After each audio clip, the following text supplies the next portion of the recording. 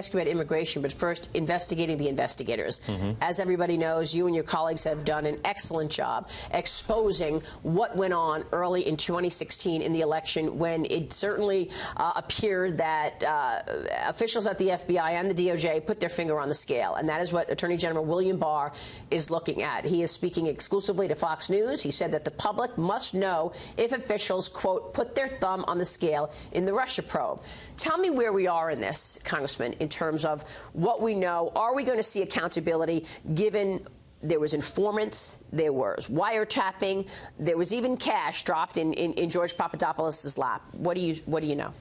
Well, with a U.S. attorney being appointed under the watch of Bill Barr, so you have the Attorney General of the United States, a real grown-up, a real professional, he's done the job before, putting someone who's very credible in charge. Okay, I didn't know Mr. Durham before, but he comes with a very solid resume. So I think what you have to look for now is as they begin to put this team together, they've also said, which this makes me very happy, is they're going to look at the work of the IG and Mr. Horowitz. They're going to look at what the House has done, the House Republicans. They're going to look at what the Senate has done. And they're going to look at any other information that's out there, including whistleblowers and others, to make an evaluation. So I think, is there going to be the accountability? Yes. And I think what Bill Barr is saying is he's not jumping to any conclusions, which he should not, right? He's just became the Attorney General. He wants to have an entire assessment of how this began. Now, you know that we've made criminal referrals. Those the Attorney General is well aware of what those are.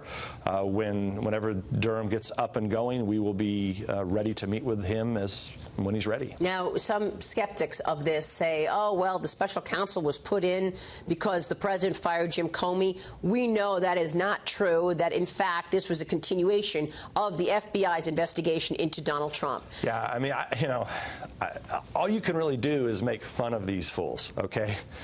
There's nothing you could do but just laugh. I mean, how is it that the FBI, because people, I think, have forgotten about this, the FBI is using the Steele information, and nobody in the FBI seems to know that there's not a consulate, a Russian consulate in Miami. I mean, it's just outrageous. I mean, so connect the dots, just in case our viewers don't understand what you're saying. So in the Steele dossier. Yeah.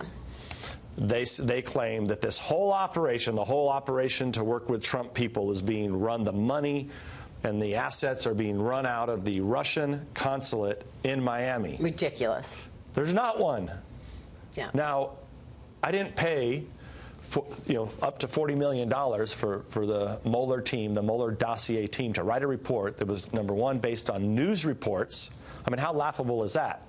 If I would have put a report out when the Republicans put our report out, can you imagine? This is based on Yahoo News. This is based on Mother Jones. Meanwhile, they leaked those stories to Yahoo News. And in some cases, it was their own story, so it's circular reporting. So you've got that going on in the Mueller report. And then the Mueller report doesn't even, mention that, hey, there is no Russian consulate in Miami. So, it appears the only ones that know about a Russian consulate in Miami is Christopher Steele and the Mueller dossier team. Meanwhile, as the public had their hair on fire for 2 years, speculating that Donald Trump colluded with the Russians, you got John Brennan, the former CIA director, saying that Donald Trump committed treason. Yeah. Which is extraordinary, that he's using his title to go around and make these claims, which now, of course, we know officially was nonsense. Are we going to see accountability for some of these guys, do you think? Brennan, Comey, Peter Strzok? Well, all of those guys are there's a lot of laws here that I think we're concerned with. Number one, lying to Congress. Did you lie to Congress? Number two, did you leak information to the media? I think another important one is, did you obstruct our investigation?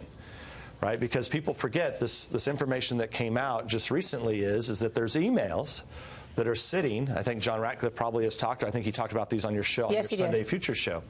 There are emails that were at the FBI that were pertinent to our investigation, interviews with Christopher Steele, who wrote this dossier that started this whole mess, or one of the reasons for starting this whole mess.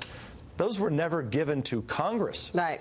Not to mention, they weren't even given to the IG. The IG didn't have them until just a few weeks ago. And the IG reports out within a month, you think? Yeah, I mean, I think what I'm hearing is that the IG is wrapping up, and then I think now people are able to go and review. But remember, the IG can only interview people that currently work at the Department of Justice. Well, we're going to be on it as we have been in the last 2 years. I want to give this breaking news to our audience. The White House has made it official, announcing up to a 6-month delay on the auto tariffs decision. A little breathing room for some people who are looking at Europe and Japan and with worries that those imports are going to be tariffed. The White House has made it official. They will delay that and watch the situation for 6 months. I want to turn to immigration, Congressman, because President Trump unveiled a new immigration proposal, as you know, yesterday, uses a merit-based point system. What was your takeaway of the president's plan yesterday? Well, the president actually has a plan, which is more than I can say for the Democrats in the House. So if you remember, the president actually several times has put very reasonable plans on the table. He said, look, we're going to have border security, but at the same time, I'm willing to work with permit systems for high-tech workers, skilled workers, agricultural workers. He's also said, look, I'll even take more Dreamers than even Obama was willing to take. These are the kids that were brought here by no fault of their own. He's had multiple proposals. Now I think he has a very serious proposal. But then what you see in the House, so remember, the Republicans, we couldn't get one Democrat to vote with us on a comprehensive immigration bill. Yeah. They don't even have a bill. They have no bill. Well, in fact, I mean, you would think they haven't been in power for all this time. They've been making all these promises, playing identity politics, telling all these people out there, you know, oh, all the Latinos, you vote for Democrats, we're going to make all these people legal as long as you vote for us. They can't even get a bill out of a committee, much less out of the House. Yesterday, Nancy Pelosi said she never said that it wasn't a crisis. We want to show you this soundbite from the Speaker of the House in January, and then what she said yesterday. Watch this. The president's manufactured crisis. President Trump must stop holding the American people hostage, must stop manufacturing a crisis. We have never not said that there was a crisis. There is a humanitarian crisis at the border. Yes, it is a crisis. We've always said that it gets to be more of a humanitarian crisis. So she said William Barr lied. Was that a lie? Well, who's lying? The American people, I think, are getting to, for those of people who remember back when Nancy Pelosi was first speaker, this is why she was thrown out, right? So they were ineffective. They couldn't tell the truth. And this is another prime example of it. There is an absolute crisis, not only at the border that's being made worse by Cubans and Venezuelans and all these other people now that are coming forward. This isn't just people across the border in Mexico anymore. Yeah. These people are coming from all over the world. The other crisis is that, you know, we need to fix this system. You know, there's a need for skilled workers in this country, right? People that are highly educated. That's right. Or people that will do complicated agricultural work.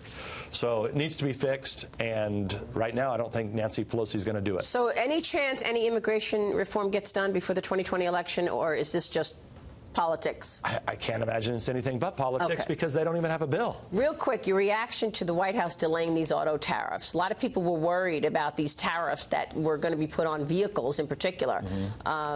Well, this is another important point that goes back to Pelosi. We have this deal ready to go, the Mexico-Canada agreement, okay? We need to get this done and passed. It's ready. And it's an improvement. It's improvement for all of America. This should be voted on tomorrow, and it should get 400 votes on the House floor. She's not bringing it to the floor.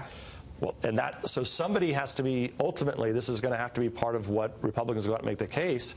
Here you have a president, ran on redoing NAFTA, gets it done. It's better for labor. It's better for the environment. There's even things in there that a conservative like me doesn't even like. But I see the benefits overall for the economy. So I think at the end of the day, it's just another example of the Democrats. We're reliving what happened. Americans are getting to relive why they were thrown out of power, 8 years ago or whatever it was. Congressman, it's good to have you on the program.